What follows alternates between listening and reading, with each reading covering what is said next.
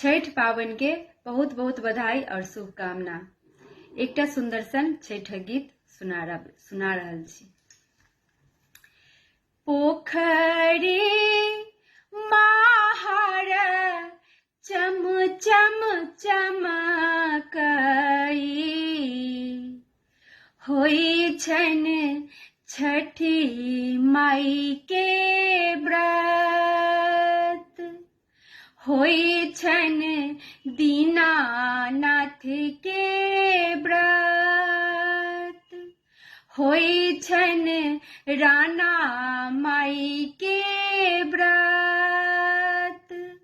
हमहु आ भगली कोढ़निया,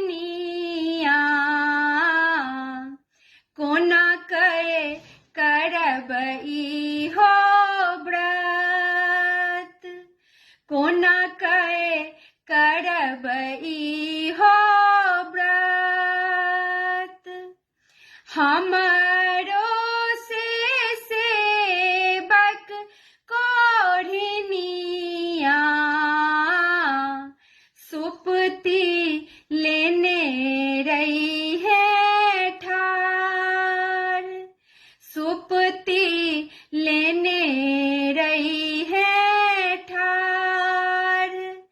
देबौगे अबला हम काया, भोगी है इहो संसार,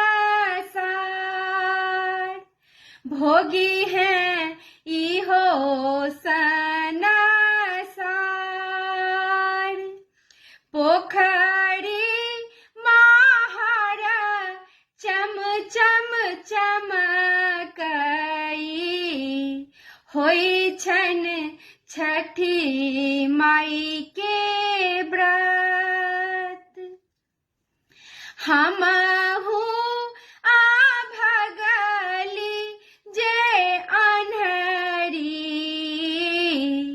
कोना कए करब इहो व्रत, कोना कए करब इहो व्रत। तोहू जे अन्हरी आ भगली, केरा के भार लेने ठार, केरा के भार लेने ठार। देबौ हम नैना तोहार, देखी है कुल परिवार, देखी है कुल परिवार। पोखरी माहर चम चम चमकई, होई छन छठी माई के व्रत। हमहु जे निर्धन आ भगली, कोना कए करब इहो व्रत, कोना कए करब इहो व्रत। तोहू जे निर्धन आ भगली, ठकुआ लेने रही है ठार, भूसबा लेने रही है ठार। देबौगे निर्धन हम धाना, करी है छठी माई के व्रत, करी है राना माई के व्रत। पोखरी माहर चम चम चमकई,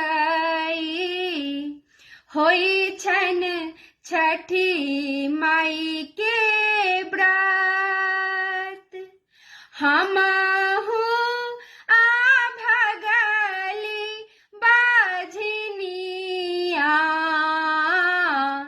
कोना कए करब इहो व्रत कोना कए करब इहो व्रत तोहू आ भगली बाझनिया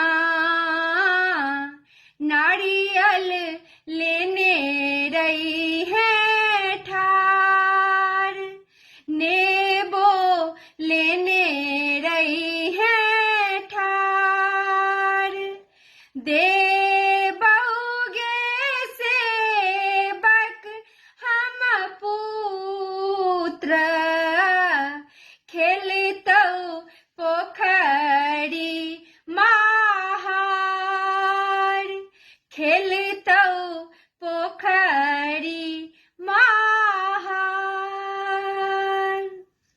जय छठ परमेश्वरी।